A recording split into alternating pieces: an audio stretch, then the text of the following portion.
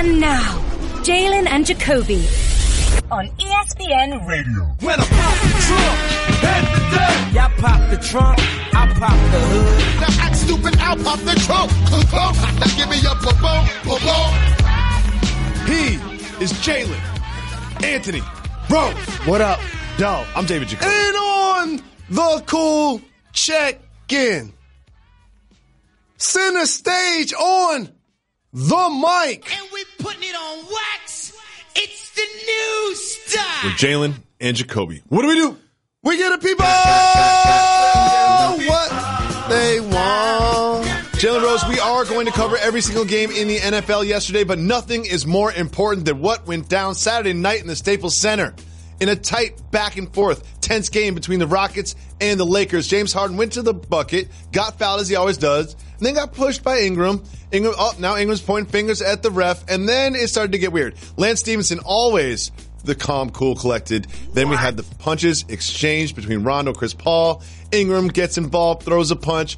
There he is rushing in, cocks back the right, long, straight hand, right hand jab there. It all sort of started with a spit, which the internet has found from the mouth of Rajon Rondo to the face of Chris Paul. What do you think about this? Is this all Rondo's fault because of the spit? No. No. It's a lot to unpack. First, you start with Brandon Ingram because he's the initiator. And first and foremost, the James Harden play should have been an and-one. They didn't call it right before or after the break. It was a foul. But Ingram was upset at the official. He was going to confront one official. And then he was going to confront a second official. And James Harden just happened to get in the way. James was just there. Was James intentionally in the way a little bit? Maybe. But you have to be calm-headed enough to know to not let that bother you, especially to the way to push him the way he did. So once you push James Harden, then everything goes for reaction. Now, Chris Paul and Rajon Rondo professionally have discord, playing against one another. For over a Two decade. guys that play below the rim, that are tough, that are feisty, that fight for every inch on the floor literally, and competitive. So I'm not surprised that two veterans that have gone against each other a long time have bad blood. And during that game, there were a couple of situations where they got tangled up. One in particular, Rondo fell. The second one, CP3 threw up the bicep after he scored. So really, they were kind of brewing to get into it anyway. And so once they squared off, they went back and forth, and then Rajon Rondo spit on Chris Paul. Okay, so for the first 12 hours of this, no one could find the spit. Because Chris Paul was like, this dude spit on me. Even Carmelo Anthony in the postgame sort of alluded to it, but no one could find the spit. And it wasn't until Sunday morning when the internet, the undefeated internet, found the shot of the spit. So I have a hot take on this. Spit wasn't that bad. There wasn't that much spit that came out. I mean, it felt like a little spit, but it wasn't like he hawked a loogie on him. It's all equal and relative because in that dynamic, you would almost much rather somebody punch you than spit on you. It's almost the psyche that you hear from NFL players saying they'd rather be hit in the head than hit in the knees. It's the exact same thing. It's a level of disrespect that you have when you attempt to do that to someone. And once Rondo does that, then all bets are off for the retaliation. And then so Chris Paul, in response to the spit, puts his finger in his hand sort of in Rondo's face, which is another trigger. That's another trigger, and it triggers Rondo to who you forget is left-handed until he throws a round left and lands right on Chris Paul. He lands his left. Chris Paul lands an uppercut. And obviously, people are trying to break it up. Brandon Ingram comes from the back with a wild haymaker into the pile. He seemed just mad. And what it showed me is a young player who's the longest tenured player with the Lakers, and rightfully so because he's a professional athlete, is feeling the pressure of a team that didn't make the playoffs the last couple of years that now has added LeBron James. Their games have been heightened. It was on national TV. Everyone. The stage is a lot larger, and people are calling upon him to be that second all-star that's going to help LeBron James accomplish a lot of their goals. And if you look at how he plays with a stoic demeanor, doesn't necessarily show outwardly emotion, for him to show that level of outburst, I think that partly was a trigger as well. So there's a lot of questions I want to ask you about this, right? But one I want to ask is this, is I paid very close attention to this. You know I love drama. You know I love conflict. And we always say we don't promote violence on this show. When we say the hold me back stuff, we always put an asterisk with it. I'm going to say this. I absolutely loved every second of this. I love that they actually threw punches. I love that they don't like each other. I love that these two teams don't like each other. I love that they're going to play again this season. I love everything about this. Do I promote violence? Do I think violence is wrong? Do I think violence is the wrong way to solve a problem? Yes, yes, and yes. Am I super happy that this happened so we get to talk about it and we get to focus on this for the rest of the year? Yes, absolutely. I'm not ashamed to say that. You're wrong, and I'm happy to be here to correct you, because they can still be rivals. They can still compete as hard as possible. They can still have a level of dislike for the opponent without throwing fisticuffs. There's a reason why when two individuals get into a ring and they're about to do a prize fight, it's called boxing, because there's a level of sophistication that comes with how you behave when things get a little physical, when things don't necessarily, when somebody getting up in your grill, when somebody elbows you, somebody flagrant fouls you, the level it goes over the top is when you start to throw punches. Well, what about when you spit on someone's face? Isn't that over the top? Oh, absolutely. Here's what I think in theory should have taken place. I think the commissioner, Adam Silver, who loves this program, who I feel like is one of the best in the game, shout out, should have suspended Brandon Ingram 15 games. Wow. Should have suspended Rajon Rondo 10 games and Chris Paul 2. That seems heavy-handed, Mr. Rose. Once you appeal it, it ultimately is Ingram misses 10 games and Rondo misses 7 or 8. And here's why. Bobby Portis punched his teammate Mirotic in practice. Mm-hmm. We didn't see this happen. Mm-hmm. He got 8 games. The Clippers, when they had an issue at the Staples Center and they were trying to find the back door, allegedly to get from Houston was trying to get into the Clippers locker room, those players got 2 games. Houston should know where the tunnel is by now. Like, y'all tried this last year. You're in the same building. You should be able to find the tunnel now. So I'm not just making up these numbers. I literally am comparing them to instances that took place that weren't on camera, that weren't for public consumption. Give me the theory. This was a large stage. Give me the theory. And I think, because I was looking down at my phone, there are so many people that believe that the league did not want to put the Los Angeles Lakers in a peril situation so early in the season. Bad for business. By handing out lofty suspensions to an iconic brand that just added LeBron James in a tough Western Conference where teams 3 through 9 were only separated by 2 games last year. A win in October is just as valuable as a win later in the season. And if you suspend Brandon Ingram for 15 games, wait, where do they play their game on local TV? No, they don't. They play all their games on national TV. And what the league doesn't want to do is look up and see the Lakers are 3-8. Or 3-10. And that's probably what would happen if you take away Rondo and Ingram for this many games. So are you saying, but here's what you do, because I like what you do. You deflect a little bit. You're like, hey, I'm looking at my phone and so many of these people think that there's some sort of conspiracy afoot. Do you think that goes into consideration when Adam Silver and Kiki Vandeweghe and whoever else are getting together and coming up with these suspension numbers? Well, Kiki was in the game, was at the game physically, and he saw the instance take place. I think you take in totality all of the information before you make a quality decision. That's what smart people do. And it's not just basketball, it's professional. And you have a lot of people that are excited about the year. Mm-hmm. It was their first home game.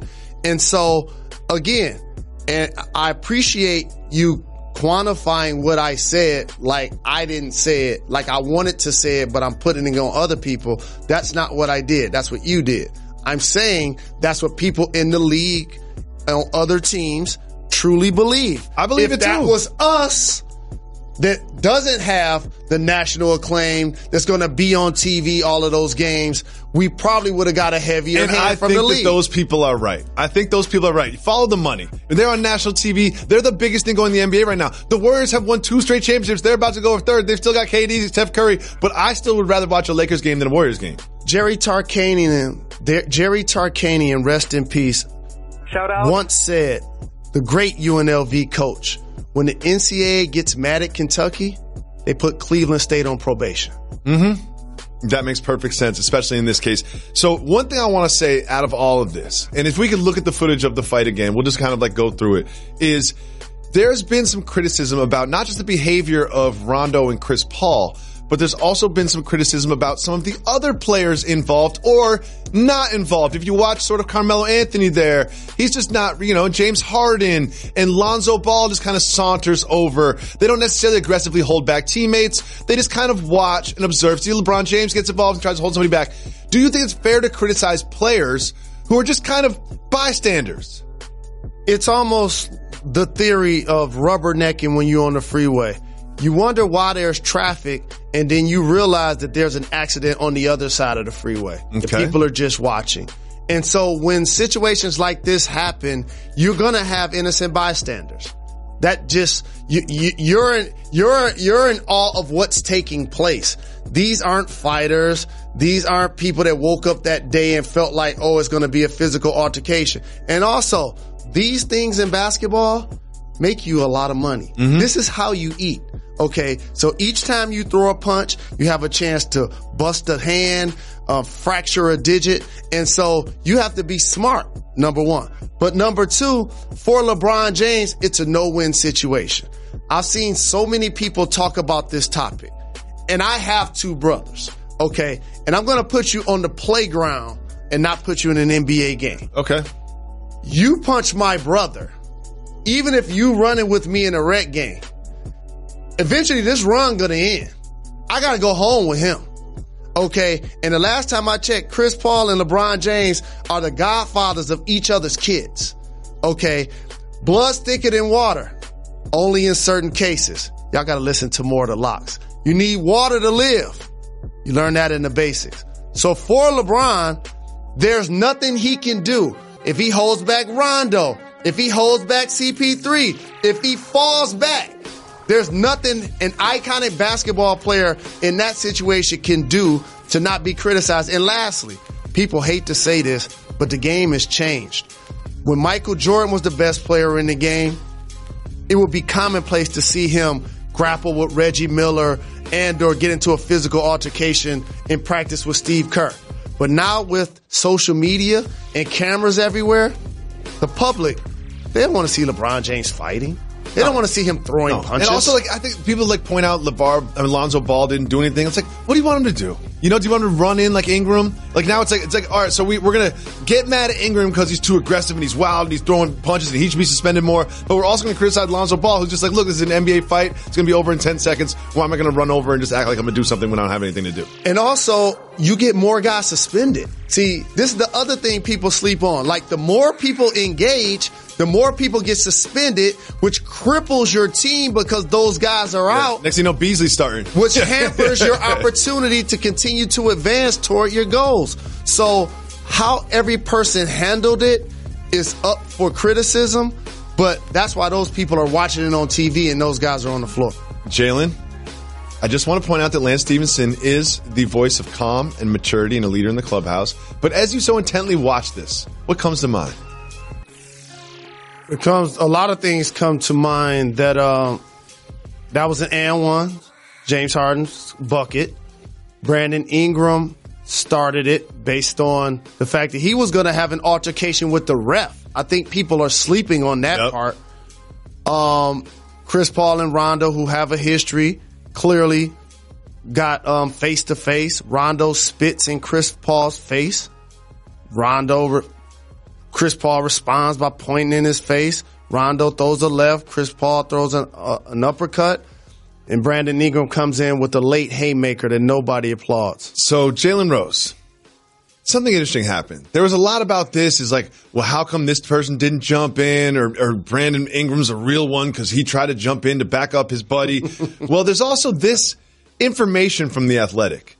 Let's take a look at what The Athletic reported. They said Rondo's girlfriend had sparked a verbal confrontation with Chris's wife in the stands, according to sources. What do you make of that information? Information. These two gentlemen do have a past of getting in each other's face and getting under each other's skin. This is not new in But what do you think about the NBA ladies circles. getting after it in the stands? This is not new in NBA circles for fans and or friends and or family members to have disagreements and or altercations in the fans because one's cheering for one squad, the other's cheering for another squad. These type of things happen. So I'm not going to act like that had anything to do with Brandon Ingram's reaction. Sure. There was also a reaction about this that really stood out to me. Are you familiar with the Red Hot Chili Peppers? Yes, I am. Anthony Kiedis, the lead singer of the Red Hot Chili Peppers, was escorted out of the building by security because he got into it with Chris Paul as well. What? That's where this is at now. Now the celebs with the front row seats are getting involved. Sit down, eat your slice of pizza, and be quiet. Like Slick Rick would say. Great reference. Well, it was tense inside the Staples Center on Saturday night. And it got a little tense outside the Staples Center on Saturday night as well. Let's take a look. Games. What do you take that's encouraging? Well, it's encouraging that you got LeBron James on. So we have the Laker faithful outside the Staples Center chanting at you, Jalen Rose. 81. How did it feel in the moment? I'm a highly trained professional. Whether I'm standing on the floor interviewing somebody during a playoff game and Nick Van Exel throws a towel, keep on going. Whether I'm at Illinois and the fans are chanting crack house, just keep on going. Kobe Bryant's one of the greatest basketball players of all time. Mm-hmm. He did score 81 points when I played for the Toronto Raptors. Sometimes your critics are true. It's okay. I was in a basketball environment. They just left the gym. They were hostile. They seen a fight. They saw me. They wanted a punching bag. They said wheelchair for Paul Pierce. They said 81 for me. When you've been around as long as I have, people can always look back at your journey and pick out things to clown you about. Of course. But I want people to also take this lesson. There's a reason why people want to tease you sometimes and or clown you or try to hurt your feelings. A lot of times it's because you're winning. And that's the best revenge. To do your best and be your best and be seen. They couldn't cheer me or boo me if I wasn't on that prime stage. I saw a video of this moment, though, and it looked to me like after they were chanting your name 81, you stood up and turned around off camera and showed them your hairline?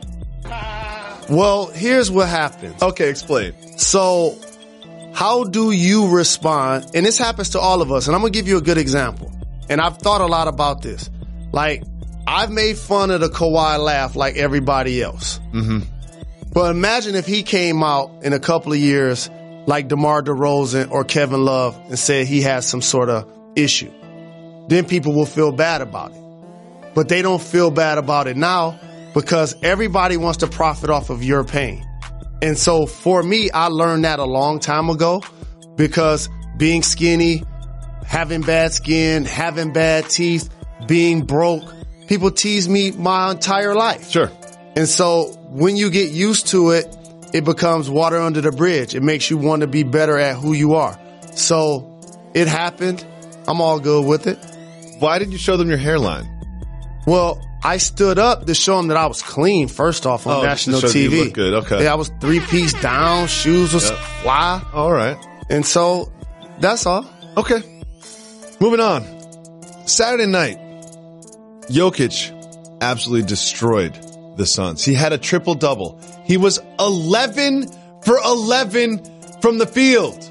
In the triple-double, he had over 10 assists. How many turnovers did he have, Jalen Rose? None. 0 turnovers. Didn't miss a shot. Had no turnovers. Had a triple-double and led the Nuggets past the Suns. Last night, the Nuggets played the Warriors. And it also came down to the very, very end. The second Warriors game that came down to a last shot, and it was Hernan Gomez's block that solidified the win against the Warriors. Do you think the Nuggets will continue the success throughout the season? For people who follow our show, they've seen that we've given love to the Nuggets, unlike a lot of national media members, because covering this game for a long time, I figured it out. A lot of times, people only pay attention to 5 teams and 10 players. They don't look deeper into the box score. And so for the Golden State when you beat the Golden State Warriors, people start to pay attention. Mm-hmm. When you put up the kind of numbers that Jokic putting up, people start to pay attention, especially the way he dominated the number 1 overall pick, Ayton. And so their starting lineup, as you pointed out, is really stout. They not only will be a playoff team, but they're going to exceed a lot of people's expectations other than ours because we've been talking about them a lot. Let's keep it.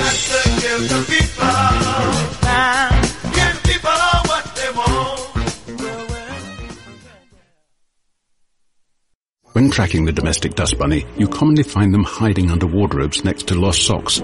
Don't move too suddenly or they'll scurry off. What's utterly fascinating about the dust bunny is that although they are not actually sentient creatures, when they hear that Geico not only saves people money, but also has a 97% customer satisfaction rating, it's obvious to them you should switch. Because yes, switching to Geico is a no-brainer. Oh no, it's the dust bunny's only natural predator. Run along, dust bunnies, run along. Every week it seems like the same question about the NFL is upon us. Where my homies? Where my homies? I actually thought that the resurgent Cincinnati Bengals were going to go into Kansas City and give the Chiefs a game. I was so wrong. Patrick Mahomes and his homies did what they always do. They just tore up the Bengals defense for yards and yards and yards. This Kareem Hunt jumping over people after breaking other tackles. Hill was running around people. Mahomes was doing Mahomesy type of things, throwing touchdowns. It was a great performance, not just from the Chiefs offense, but more notably from the Kansas City Chiefs defense. Jalen Rose. Is the defense, this improved resurgent defense, the key to them getting to the Super Bowl? Don't sleep on the fact that once they get back Houston and Barry, who are probably their 2 best defensive players, that clearly is going to help improve what they're doing on that side of the football. But their offense, as you mentioned, is as explosive as we've ever seen. It's almost a given. Like when I watch that team, it's like I wonder how the defense is going to play because I know the offense is going to put up 3 touchdowns. People forget he led the league in rushing just last year. Tyreek Hill has not only blazed the league with his speed, but now his route running, his ability to find the end zone. Kelsey continues to put up numbers. Like Sammy Watkins made big plays. Like this squad has unlocked this offense with Patrick Mahomes. And shout to Andy Reid, who A, had the foresight to draft him. Shout out. B, give him a year to be nurtured under Alex Smith, a team that was really good but had a ceiling. And like Jim Harbaugh, Andy Reid took a chance on putting him out there with the winning team and is rewarded by this level of success that we're seeing from Mahomes. It's one thing when you've been in sports media for so long is you understand how narratives change over years. Andy Reid was a punchline as a head coach, especially with the Eagles, clock management. He used to always get clowned, Andy Reid in the playoffs and this and that. Now Andy Reid is being celebrated like he's some guru who's changing the game. And it's like, I remember this. I'm sure he does too. Like 3 or 4 years ago, no one was talking about how great I am as a coach, but now we're all just singing his praises every single week. Philly, so any of his naysayers in that situation, you can point to anybody's scenario that's been somewhere a long time and point to the bad decisions that they've made. But he's always been a quality coach. A lot of his assistants go on to get jobs throughout the league. That shows the level of respect that he garners. And again, Mahomes, the way he's playing is truly been outstanding. A guy that doesn't look like he sounds, yet when he gets behind center, I tell you what, he's lighting this league up. He really is. And another team who's almost been overshadowed by the Chiefs lighting this league up, Los Angeles Rams. The Los Angeles Rams continue to be undefeated. They went up against C.J. Beathard and the Niners, who kind of gave him a little bit of a game at first. Aaron Donald sacked C.J. 4 times. I'm finally ready to ask this question. I've been resisting it. Do you think the Rams will finish the season 16-0? I don't think they'll finish the season 16-0, but I do think that their ability to have dominance on both sides of the football, usually you can't argue that a team has the best defensive lineman and or player in Donald, but also has the best running back and or player in Gurley. They have that. And so they're going to continue to be successful, but I don't see them going undefeated. It's just too tough. The Panthers beat the Eagles. But what I want to talk to you about is what happened before the game. Now, we all know Eric Reid has been recently signed by the Panthers, and here was the scene before the game. Malcolm Jenkins on the Eagles, Eric Reid is on the Panthers, and let's listen to what went down. I need to bat for this. This is heavy. Explain what happened before the game started on the little dust-up before the coin toss. No. You exchanged words with Malcolm Jenkins. You want to explain what that was about? No. Does it have anything to do with the disagreement about the Players Coalition? He's a sellout. Why do you say that? Because he's a sellout. Is that what you told him? Yes. I believe Malcolm capitalized on the situation. He co-opted the movement that was started by Colin to get his organization funded. It's cowardly. He sold us out. He was corrupt from the jump. He knew what he was doing from the onset. His goal was to sell us out, and he did that. I would never get up here and say anything bad about somebody who I know whose intentions were real about helping, their community, especially another black man. So I'm going to leave it at that. What does Eric Reid mean when he co-opted the movement started by Colin? I hate this so much to see two of my brothers who intentions and hearts were in the right place, but it has gone wrong for public consumption. And initially, that's why Eric didn't want to comment. That's why he started off by saying no to everything. Yeah, he didn't want to go there. And what that is, and I hate that it's playing out like this, it ultimately has become a different version of black on black crime. And we see this take place throughout the annals of society, in particular in the civil rights movement. For example, when Martin Luther King had his vision of turn the other cheek, but Malcolm X had his eye for an eye. They both still wanted to get toward the same goals, but their views were just different. And when the media and the press take those two thoughts and they put them through a spin cycle, it created a level of division amongst a lot of people that ultimately followed both guys. In this case, Eric used some really strong words. They all started with a C: co-opt, capitalized, and corrupt. And I followed this story as it happened. And real time, the division basically came with the fact that, for those that don't know, Colin Kaepernick was initially the person that took a knee for social injustice, and you'll use the platform of the national anthem for it to be seen. Eric Reid was right beside him the first time that he did it. When a coalition of NFL players was created to try to get toward a solution, they didn't see eye to eye because ultimately Colin Kaepernick wasn't a part of those decisions, those conversations, and he should have been.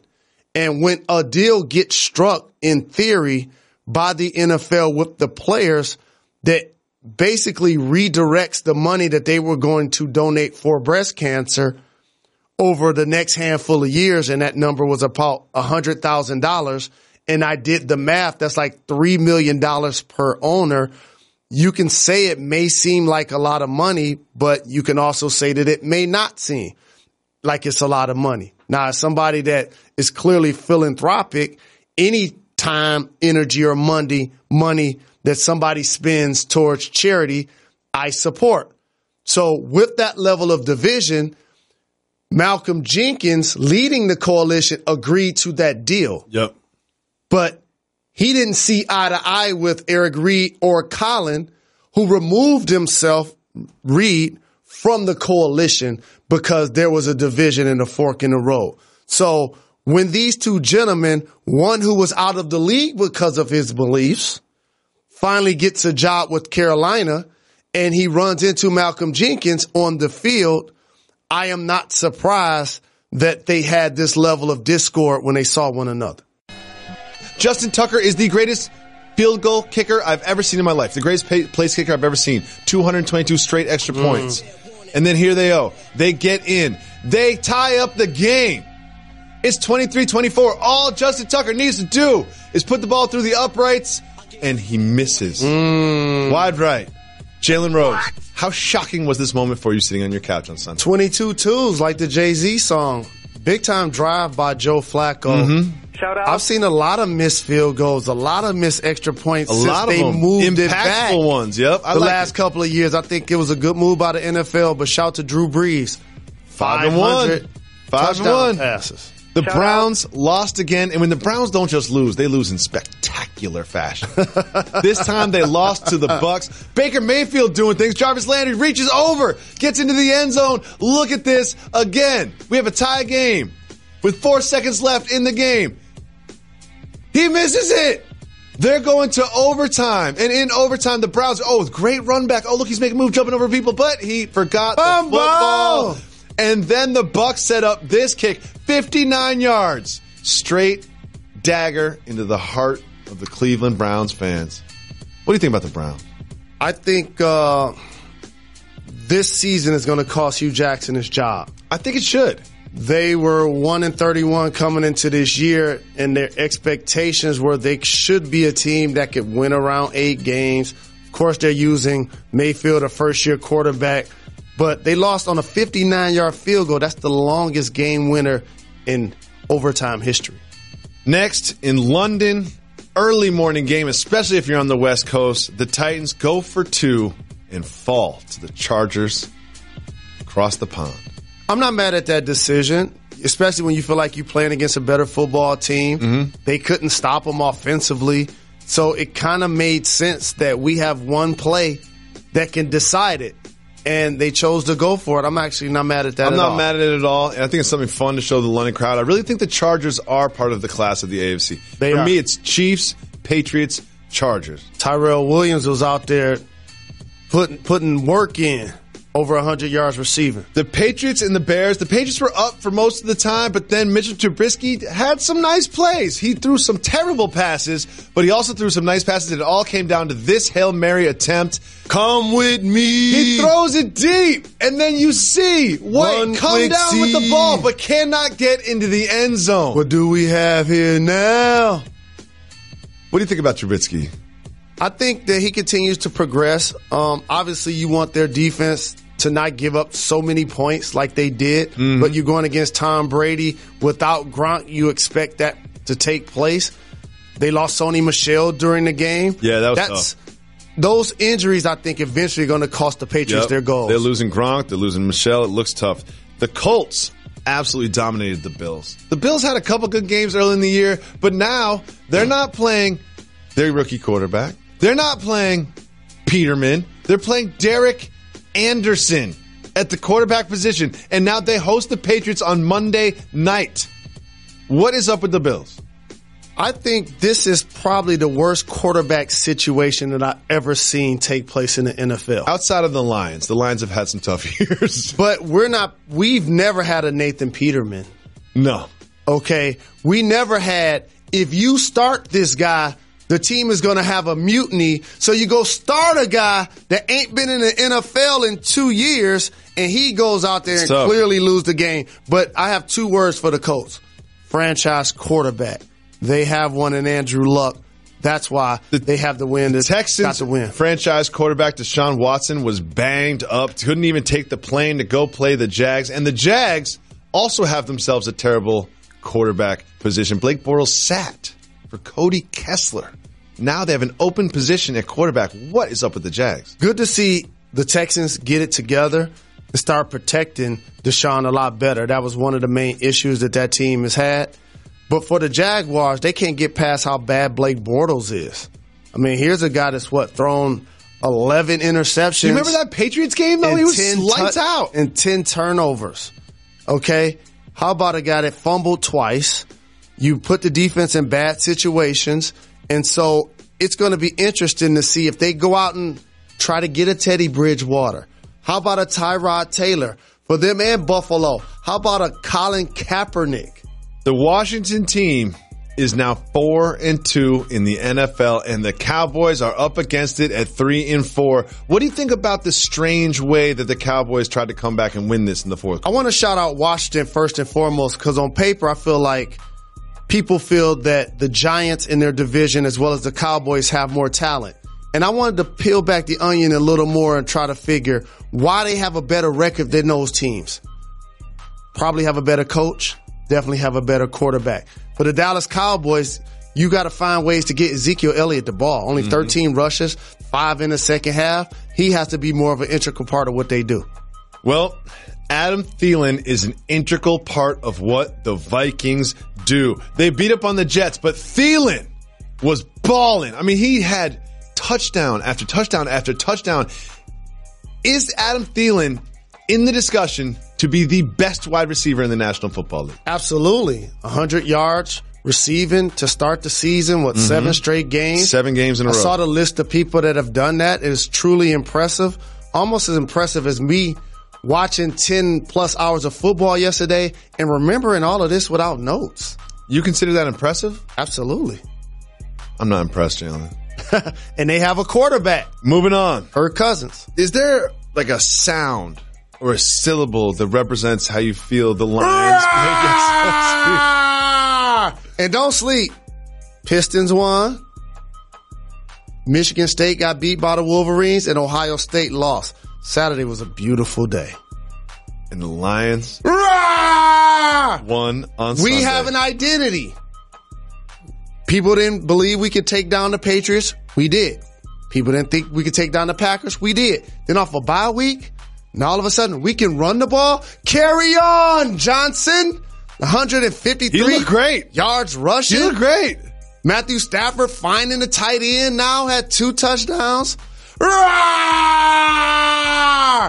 did everybody have to say about my squad? What y'all got to say about the Lions now? Huh? Jalen, I don't like the way you're holding that bat at me. What you got to say about the Lions now? Please sit down when you hold the bat, please. Thank you. This might be the year we go to the Super Bowl. Wait, what? All right, I'm just saying. Okay. Jalen, I have some huge news for my weekend this weekend. Me and Quincy are going nephew to Monster Jam. That's awesome. We ordered him the headphones, the noise-canceling headphones. I'm making a weekend out of it. We got a hotel with an indoor pool.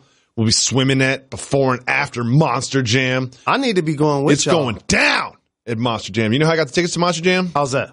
SeatGeek. Go to the SeatGeek app. Whether you want to go to an event like Monster Jam or a theater or any live event, sports, the Knicks games, anything, you can just browse what's going on around you with the SeatGeek app. You open up the SeatGeek app, and you know that you're going to get a great value. You know you're going to get the best tickets. Because what they do is instead of going to every individual ticket vendor, ticket site, and comparing deals, SeatGeek does all that for you. It's all right there. You just click on the app, and it makes the buying experience so easy.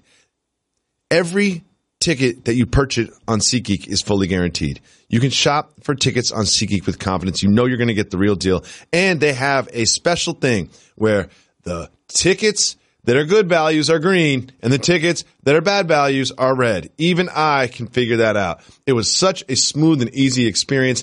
And if you just downloaded the SeatGeek app and you're at checkout, they always have that little thing that says discount code. I never have a discount code. I see it there all the time.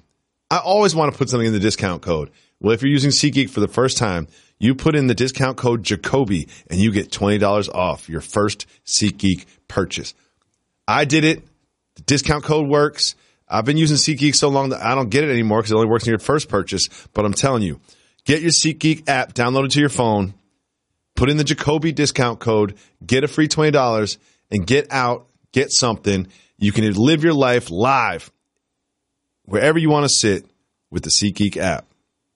Life's an event. SeatGeek has the tickets. Jalen Rose, I take interest in my close friends' rooting interests. You know I'm a Die Easy fan. Thank you, family. So I am Michigan football all day. Yes. And I saw there was a big game. Yes. And the girls nap it around noon.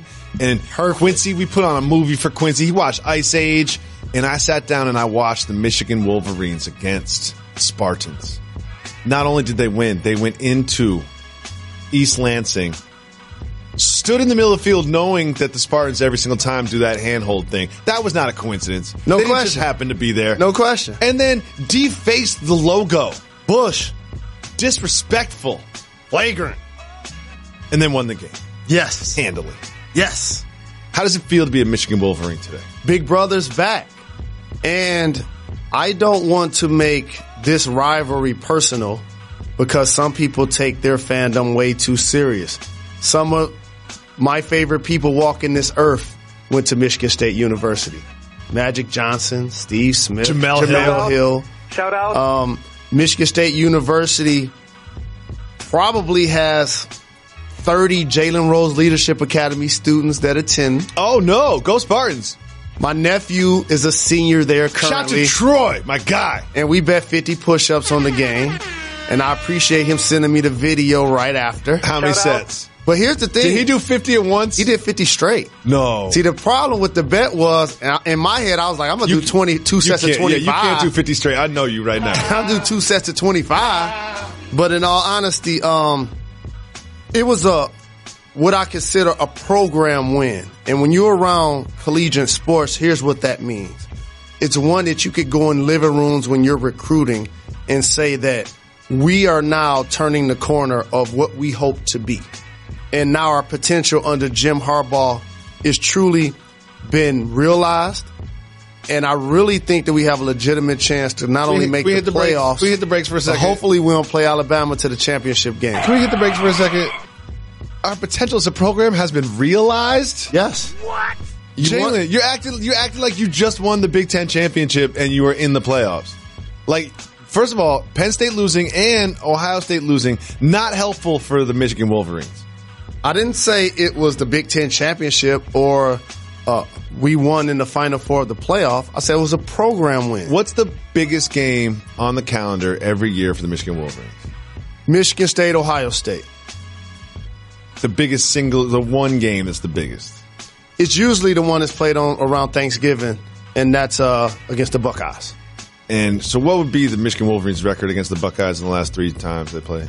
Well, it's not just them. Like Michigan State and Ohio State have crushed us over the last decade. Yes. Okay, so by no means, and I've said it multiple times on this show, you've heard zero slander from those programs from me because they've owned us. And I bow down to greatness, and they've had it. But I will say, and I said this right after the allegations and the suspension earlier in the year with Urban Meyer, is this will be his final season. So when you see it at the bottom of the ticker, remember where you heard it's broken news. And the reason why I said it, not only based on the allegations that led him to fire one of his coaches and to be suspended. It doesn't even feel right saying allegations at this point, knowing the details of that stuff. Correct. It's tough to recruit when dirty pool happens.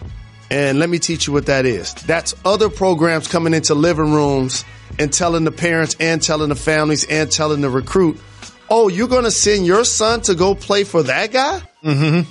Let me show you these articles that happened around that situation. Maybe you haven't been keeping up with the latest regarding that program and what's going on behind the scenes. But let me pull your coat to some things. Let me pull out my iPad and show you what he said at the Big Ten press conference about the situation. Uh-huh. And so I don't think he's going to be able to survive that long term. And I felt like his chance to lead a top tier program and hopefully win it all and ride off into the sunset, that opportunity vanished by the way they got spanked by Purdue. And so to your point, yes, it might not be as attractive overall as it relates to beating them since they all already have a loss. But when it's your rival, just like against Michigan State, it still feels as sweet. But we still got to get it done. Yeah, I think that the Michigan Wolverines could beat Michigan State, Penn State, Ohio State, still not make the playoffs and consider this. Can I give a couple of shout outs? Our running back Higdon. Shout out for the Wolverines. And not only our wide receiver, but our kick returner, Peoples Jones. Peoples Jones. That's a nice throw from Shea. That was a nice throw. I have to give one shout out. Keith Thomas. Shout out. Torrin's grandfather. Quincy's best friend. Torrin flew in from Los Angeles, hung out with Quincy all day on Sunday. That's what's up. Keith Thomas, big fan of the Jalen and Jacoby podcast. Big shout to Keith Thomas. And also, Q's the man. And when Q's happy, I'm so happy yesterday. You know why I was happy yesterday? When Torrin comes over, they get the girls and they get Torrin and they get into his room and it's no grown-ups allowed and they just play quietly together for hours on end. They just cook. They just cook in there and I don't have to parent at all. I'm watching football. We're going to get into every single football game from this weekend. That's great for him. His dad done turned into a television star and producer. He was living in L.A., having his friends, doing his thing. And his dad wants to uproot him to New York City to take a big job with Jalen and Jacoby, amongst other things. Of course, we have to talk about Jimmy Butler, but let's briefly cover it. He, as you predicted, was booed during the Open, but then received MVP chants from the home crowd. They then went to Dallas, where Jimmy Butler rested. But here was the environment when some of the Timberwolves, especially Karl Anthony Towns, took the line to shoot their free throws. Let's listen. Minnesota with their first free throw attempts in the fourth quarter after they had 16 in the third. Listen to this Jimmy Butler chant as Karl Anthony Towns is shooting free throws. Give it up to the fans. Interesting. Do you think the Jimmy Butler chants will continue as he stays on the team and the Timberwolves move through the road? It will. That's what heckling somebody is all about. And for Karl Anthony Towns, you got to make the free throw. That's almost like when they giving me 81 chance, my info got to stay tight. I got to stay locked in. I can't be saying wrong names. I can't be giving wrong information. I can't fumble my words. I can't stop speaking. Okay. Now that's only one play. Okay. I don't think it bothered him too much because the last time I checked, he scored over 30 and had a great game. It just a loss. Well, there's a gentleman in the secondary of the BC Lions in the CFL. And he was very enthusiastic about the incoming play. And here's what happened. You'll see him right there. He's circled. He's excited about this play. And he wants all the smoke. And he wants the Edmonton Eskimo wide receiver to come right at him. And he does! And knocks him right on his back. Jalen Rose, what do you think his teammates talked to him about after this? They laughed.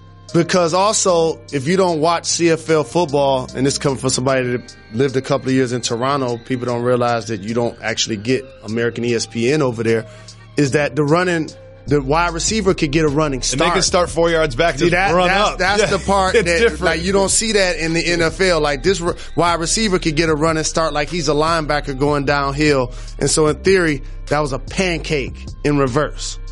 Jalen. We're going to have to end the show on a sad note. No. Something happened over the weekend. No.